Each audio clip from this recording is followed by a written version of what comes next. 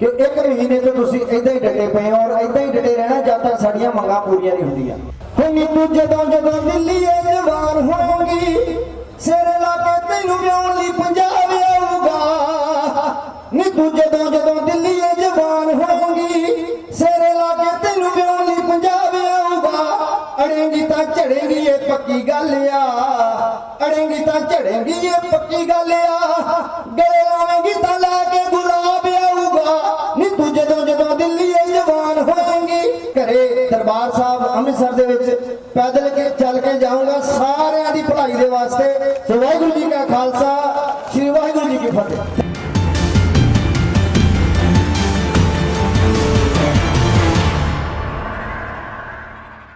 प्रीत हरपाल जी please, प्रीत हरपाल जी।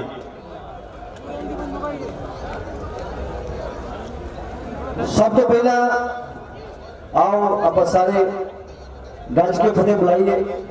वाहिगुरू जी का खालसा श्री वाहिगुरू जी की फतेह। मैं थोड़े जज्बे नूं दिलों सलाम करदा कि एक महीने तो तुसी इदां ही डटे पे हो और इदां ही डटे रहना जब तक साडियां मंगां पूरियां नहीं होंदियां। भावें कि साडे अंदोलन नूं कमजोर करने की कोशिश की जा रही है सरकार वालों ये कह के कि ये तो अनपढ़ लोग हैं, ये तो अनपढ़ लोग हैं, ये तो अमीर लोग भी हैं।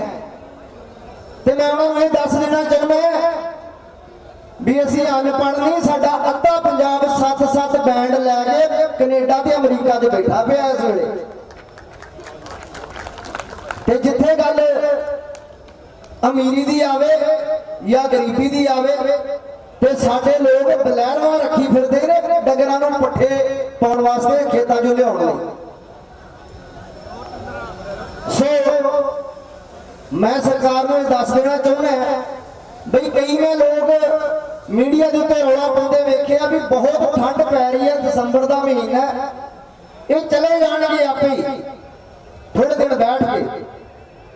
तो मैं उन्होंने दस देना चाहना भी साढ़े 10वीं पातशाही श्री गुरु गोबिंद सिंह साहिब जी के छोटे फरजंद जिहड़े बहुत छोटिया उम्रां दे विच इन्नी ठंड दे विच ठंडे बुरज दे विच जिन्हां ने रातां कट्टियां, हुण ते साडे कोल सारा साजो समान हैगा। हुण ते थां थां लंगर लगे पे ने 12-12 किलोमीटर तक।